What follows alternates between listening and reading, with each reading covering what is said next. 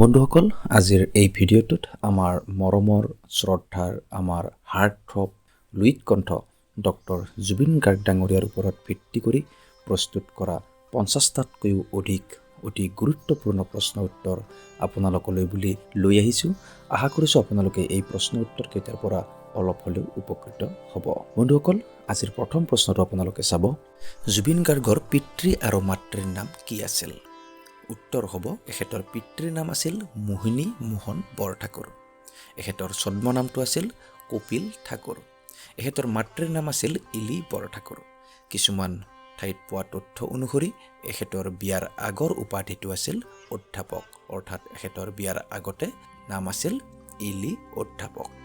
বন্ধুসকল, এইখিনিতে আপোনালোকে মনত ৰাখিব, আমাৰ জুবিন দাৰো কিন্তু প্ৰথম উপাধি বৰঠাকুৰে আছিল। পিছতহে তেওঁ নিজেই প্ৰৱেশিকা পৰীক্ষাৰ সময়ত তেখেতৰ গোত্ৰৰ নাম অনুযায়ী গাৰ্গ উপাধিটো লয়।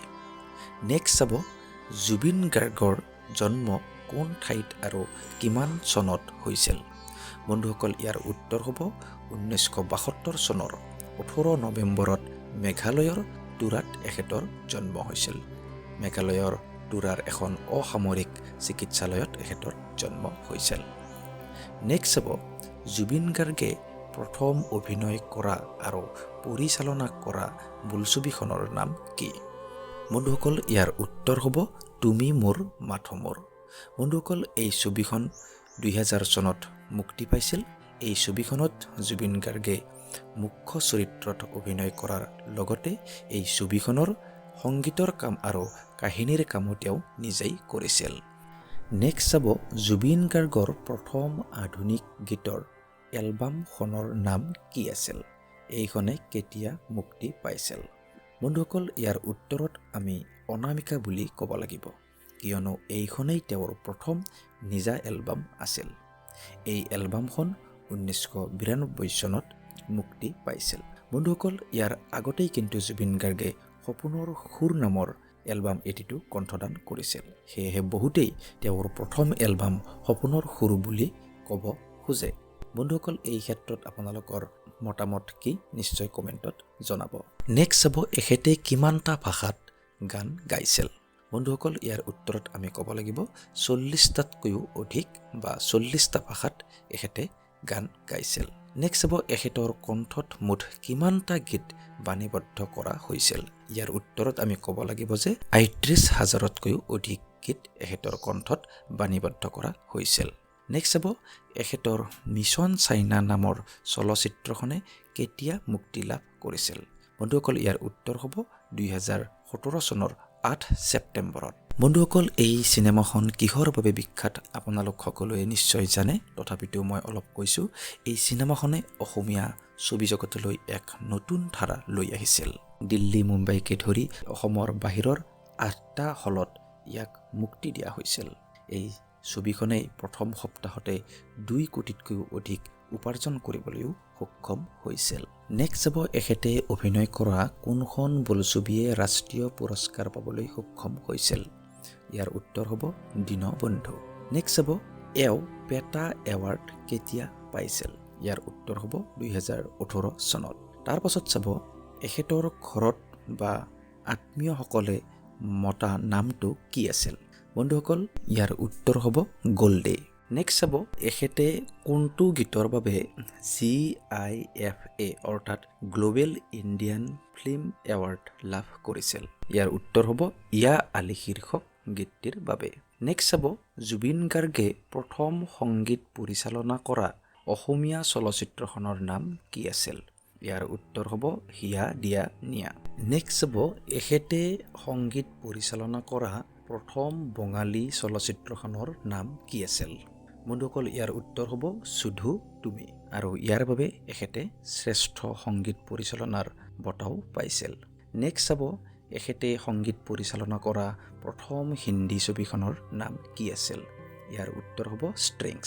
বন্ধুসকল, ইয়াৰ পৰৱৰ্তী সময়ত অৰ্থাৎ 2016 চনত এখেতে দিল টু দিৱানা হে নামৰ অন্য এখন ফিল্মতো সহ সংগীত নিৰ্দেশক হিচাপে কাম কৰিছিল। নেক্সট চাব, বিখ্যাত ইয়া আলি নামৰ গীতটো কোনখন বোলছবিৰ আছিল? ইয়াৰ উত্তৰ হ'ব গেংষ্টাৰ নামৰ হিন্দী বোলছবিখনৰ।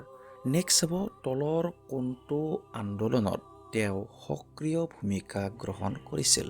ইয়াৰ উত্তৰ হ'ব কা বিৰোধী আন্দোলন। নেক্সট চাব কাৰ নামৰ লগত সংগতি ৰাখি তেওঁৰ পিতৃয়ে তেওঁৰ নাম জুবিন ৰাখিছিল।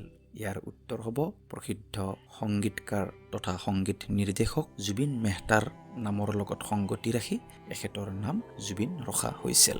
নেক্সট চাব তেওঁ কোনখন ছবিৰ বাবে শ্ৰেষ্ঠ সংগীত পৰিচালক হিচাপে ৰাষ্ট্ৰীয় বঁটা লাভ কৰিছিল। ইয়াৰ উত্তৰ হ'ব ইক'ছ অফ চাইলেন্স নামৰ ছবিখনৰ বাবে তেওঁ ৰজত কমল বঁটা লাভ কৰিছিল। নেক্সট চাব আধুনিক অসমীয়া সংগীতত নতুন মাত্ৰা প্ৰদান কৰাৰ বাবে 2014 চনত তেওঁলৈ কি বঁটা আগবঢ়োৱা হৈছিল। ইয়াৰ উত্তৰ হ'ব ৰেনেছা অসম বঁটা। নেক্সট চাব মেঘালয়ৰ বিজ্ঞান আৰু প্ৰযুক্তি বিশ্ববিদ্যালয়ে অৰ্থাৎ USTMে কেতিয়া তেওঁলৈ দি লিট ডিগ্ৰী প্ৰদান কৰে। ইয়াৰ উত্তৰ হ'ব 2024 চনৰ 27 মে'ত। নেক্সট চাব বেলতলা বহাগী উৎসৱ সমিতিয়ে তেওঁক জীৱনজোৰা সাধনাৰ বাবে কি বঁটা প্ৰদান কৰিছিল। ইয়াৰ উত্তৰ হ'ব ডক্টৰ ভূপেন হাজৰিকা বঁটা। নেক্সট চাব তেওঁৰ প্ৰথম বিহু এলবামটিৰ নাম কি আছিল। ইয়াৰ উত্তৰ হ'ব উজান পিৰিতি। নেক্সট চাব তেওঁ গেংষ্টাৰ ছবিখনৰ ইয়ালি গীতটোৰ বাবে কি কি এৱাৰ্ড লাভ কৰিছিল। বন্ধুসকল ইয়াৰ উত্তৰত আমি ক'ব লাগিব GIFA এৱাৰ্ড, তাৰ পাছত ষ্টাৰডাষ্ট এৱাৰ্ড এখেতে লাভ কৰিছিল। ইয়াৰ উপৰিও ফিল্মফেয়াৰ বঁটা, জি চিনে এৱাৰ্ড, আইফা এৱাৰ্ড, স্ক্ৰীণ বঁটা এইবোৰৰ বাবেও তেওঁ মনোনীত হৈছিল। বন্ধুসকল জুবিন দাই আমাৰ অসমৰ পৰা কি বঁটা কি সন্মান লাভ কৰিছে সেয়াটো আপোনালোক সকলোৱে দেখিছেই। ইয়াৰ উপৰিও তেওঁ বহিৰাজ্যৰ পৰাও বিভিন্ন ধৰণৰ সন্মান তথা বঁটা লাভ কৰিছিল। কিন্তু তেওঁ যি বঁটাই নাপাওক কিয় বা যি সন্মানেই লাভ নকৰক কিয় তেওঁ এই সকলোবোৰৰ ঊৰ্ধত আছিল আৰু সদায় থাকিব। নেক্সট চাব 2017 চনত তেওঁ কাব্য গ্ৰন্থৰ বাবে কি বঁটা লাভ কৰিছিল। ইয়াৰ উত্তৰ হ'ব সেউজী সেউজী বঁটা। নেক্সট চাব জুবিন গাৰ্গৰ প্ৰথম কাব্য সংকলনখনৰ নাম কি আছিল। ইয়াৰ উত্তৰ হ'ব শব্দ অনুভূতি। ইয়াৰ পাছতো তেওঁৰ জুবিনৰ পদ্য বুলি প্ৰথম আৰু দ্বিতীয় সংস্কৰণ প্ৰকাশ হয় ক্ৰমে 2018 আৰু 2020 চনত। নেক্সট চাব এখেতৰ প্ৰথম হিন্দী এলবামটোৰ নাম কি আছিল। ইয়াৰ উত্তৰ হ'ব চান্দিনী ৰাত। আৰু ইয়াৰ পাছৰ সময়ত তেওঁ চন্দা, ইউহি কভি, মেৰে লিয়ে, শ্ৰদ্ধাঞ্জলি, জিন্দেগী, পাকিজা আদি এলবাম তেওঁ ৰিলিজ কৰে। নেক্সট চাব 1992 চনত তেওঁ গুৱাহাটী বিশ্ববিদ্যালয়ত অনুষ্ঠিত যুৱ মহোৎসৱত কি শাখাত গীত পৰিৱেশন কৰি স্বৰ্ণ পদক অৰ্জন কৰিছিল। বন্ধুসকল ইয়াৰ উত্তৰ হ'ব পাশ্চাত্য সংগীত শাখাত। নেক্সট চাব এখেতে পৰিচালনা কৰা অসমীয়া চলচ্চিত্ৰ কেইখনৰ নাম কি কি।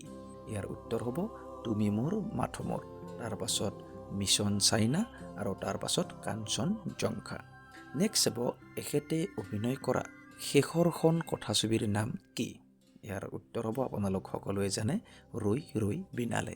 নেক্সট চাব জুবিন গাৰ্গে শিল্পীসকলক আৰু বিভিন্ন সময়ত বিভিন্নজনক সহায় সহযোগ কৰাৰ বাবে এটা সংস্থাৰ জন্ম দিছিল। এই সংস্থাটোৰ নাম কি আছিল। ইয়াৰ উত্তৰ হ'ব কলাগুৰু আৰ্টিষ্ট ফাউণ্ডেশ্যন। নেক্সট চাব জুবিন গাৰ্গৰ পত্নীৰ নাম কি আৰু কেতিয়া তেওঁৰ লগত বিবাহপাশত আবদ্ধ হৈছিল। ইয়াৰ উত্তৰ হ'ব তেখেতৰ পত্নীৰ নাম হ'ল গৰিমা শইকীয়া গাৰ্গ আৰু 2002 চনৰ 4 ফেব্ৰুৱাৰীত এওঁলোকৰ বিবাহ হৈছিল। নেক্সট চাব এখেতৰ ভণ্টি দুইগৰাকীৰ নাম কি আছিল। ইয়াৰ উত্তৰ হ'ব জংকী বৰঠাকুৰ আৰু পামী বৰঠাকুৰ। নেক্সট চাব জংকী বৰঠাকুৰৰ মৃত্যু কেতিয়া হৈছিল আৰু তেওঁৰ স্মৃতিত জুবিন গাৰ্গে কোনখন এলবাম মুক্তি দিছিল। ইয়াৰ উত্তৰ হ'ব 2002 চনৰ 12 জানুৱাৰীত এটা পথ দুৰ্ঘটনাত জংকী বৰঠাকুৰৰ মৃত্যু হৈছিল আৰু এইগৰাকী ভণ্টিৰ স্মৃতিত তেওঁ শিশু নামৰ এটি এলবাম মুক্তি দিছিল। নেক্সট চাব জুবিন গাৰ্গৰ জীৱনৰ প্ৰথম গুৰু কোন আছিল। বন্ধুসকল ইয়াৰ উত্তৰত আমি ক'ব লাগিব যে তেওঁ নিজৰ মাতৃক প্ৰথম গুৰু বুলি বিবেচনা কৰিছিল। অৱশ্যে পৰৱৰ্তী সময়ত তেওঁ ৰমণী ৰায়ৰ ওচৰত লোকসংগীতৰ শিক্ষা গ্ৰহণ কৰিছিল। ঠিক তেনেদৰে তবলাবাদক ৰবীন বেনাৰ্জীৰ ওচৰতো তেওঁ তবলা শিকিছিল। নেক্সট হ'ব তেওঁক জীৱনত প্ৰথমবাৰৰ বাবে কোনখন স্কুলত নামভৰ্তি কৰাই দিয়া হৈছিল। ইয়াৰ উত্তৰ হ'ব যোৰহাটৰ চিনামৰাত থকা ইংৰাজী মাধ্যমৰ স্কুল কাৰ্মেলত তেওঁক প্ৰথমবাৰৰ বাবে নামভৰ্তি কৰাই দিয়া হৈছিল। নেক্সট হ'ব তেওঁ কোনখন বিদ্যালয়ৰ পৰা মেট্ৰিক পাছ কৰিছিল। ইয়াৰ উত্তৰ হ'ব তামোলপুৰ উচ্চতৰ মাধ্যমিক বিদ্যালয়ৰ পৰা তেওঁ মেট্ৰিক পাছ কৰিছিল। নেক্সট হ'ব জুবিন গাৰ্গক ডাঙৰ দীঘল কৰাত সহায় কৰা মাহীয়েকগৰাকীৰ নাম কি আছিল। ইয়াৰ উত্তৰ হ'ব কুনি নামৰ মাহীয়েকগৰাকীয়ে তেখেতক অতি মৰমেৰে ডাঙৰ দীঘল কৰাত সহায় কৰিছিল। নেক্সট হ'ব তেওঁৰ পিতৃয়ে জুবিন গাৰ্গৰ জীৱনী সম্পৰ্কে লিখা গ্ৰন্থখনৰ নাম কি আছিল। ইয়াৰ উত্তৰ হ'ব পিতৃৰ দৃষ্টিত জুবিন। নেক্সট হ'ব জুবিন গাৰ্গে তেওঁৰ পিতৃৰ এখন গ্ৰন্থ উন্মোচন কৰিছিল। সেই গ্ৰন্থখনৰ নাম কি আছিল। উত্তৰ হ'ব কল্পতৰু বৰ্ণমালা। এইখন এখন কবিতা পুথি আছিল। নেক্সট হ'ব জুবিন গাৰ্গে কি বাদ্যযন্ত্ৰ বজাব জানিছিল। বন্ধুসকল ইয়াৰ উত্তৰত আমি ক'ব লাগিব ঢোল, দুতৰা, ড্ৰাম, গীটাৰ, হাৰমনিয়াম, কীবৰ্ড, তবলা ইত্যাদি তেওঁ বজাব জানিছিল। নেক্সট হ'ব জুবিন গাৰ্গৰ মেনেজাৰসমূহৰ নাম কি আছিল। বন্ধুসকল বিভিন্ন ঠাইৰ পৰা পোৱা তথ্য অনুসৰি প্ৰথমতে আমি জয়ন্ত বৰদলৈৰ নাম ল'ব লাগিব, তাৰ পাছত জয়ন্ত পাত্ৰ, তাৰ পাছত পবিত্ৰ মাৰ্ঘেৰিটা, তাৰ পাছত টাৰ্চেম মিত্ৰাল আৰু শেষত সিদ্ধাৰ্থ শৰ্মা। নেক্সট হ'ব জুবিন গাৰ্গে অভিনয় কৰা কেইখনমান কথাছবিৰ নাম লিখা। বন্ধুসকল ইয়াৰ উত্তৰত আমি ক'ব পাৰোঁ যে তুমি মোৰ মাথো মোৰ, মিছন চাইনা, কাঞ্চনজংঘা, চিকাৰ, ৰৈ ৰৈ বিনালে, ৰাজনীতি ইত্যাদি। নেক্সট হ'ব জুবিন গাৰ্গে গীত গোৱা হিন্দী ছবি কেইখনমানৰ নাম লিখা। বন্ধুসকল ইয়াৰ উত্তৰত আমি ক'ব পাৰোঁ ষ্ট্ৰিংছ, মুদ্দা, ক্ৰিছ 3, ICU, বিগ ব্ৰাদাৰ ইত্যাদি। নেক্সট হ'ব জুবিন গাৰ্গে সংগীত পৰিচালনা কৰা কেইখনমান অসমীয়া কথাছবিৰ নাম লিখা। বন্ধুসকল ইয়াৰ উত্তৰত আমি ক'ব পাৰোঁ যে হিয়া দিয়া নিয়া, দাগ, নায়ক, শেষ উপহাৰ ইত্যাদি। তাৰ পাছত চাব জুবিন গাৰ্গৰ অসমীয়া এলবামসমূহৰ নাম লিখা। বন্ধুসকল ইয়াৰ উত্তৰত আমি নাম ল'ব লাগিব অনামিকা, মায়া, মুক্তি, শিশু, ৰং, চিলা ইত্যাদি। নেক্সট হ'ব জুবিন গাৰ্গে গীত গোৱা বঙালী ছবি কেইখনমানৰ নাম লিখা। বন্ধুসকল ইয়াৰ উত্তৰত আমি ক'ব লাগিব মন, শুধু তুমি, প্ৰেমী আদি। নেক্সট হ'ব জুবিন গাৰ্গে গীত গোৱা এখন সাউথ ইণ্ডিয়ান ফিল্মৰ নাম লিখা। বন্ধুসকল ইয়াৰ উত্তৰত আমি তেলেগু কথাছবি মাস্কাৰ নাম ল'ব পাৰোঁ। নেক্সট হ'ব এখেতৰ মৃত্যু ক'ত কেতিয়া হৈছিল।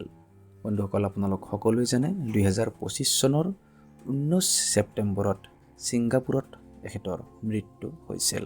নেক্সট হ'ব তেওঁৰ মৃত্যু হোৱা বুলি ঘোষণা কৰা হস্পিটেলখনৰ নাম কি আছিল।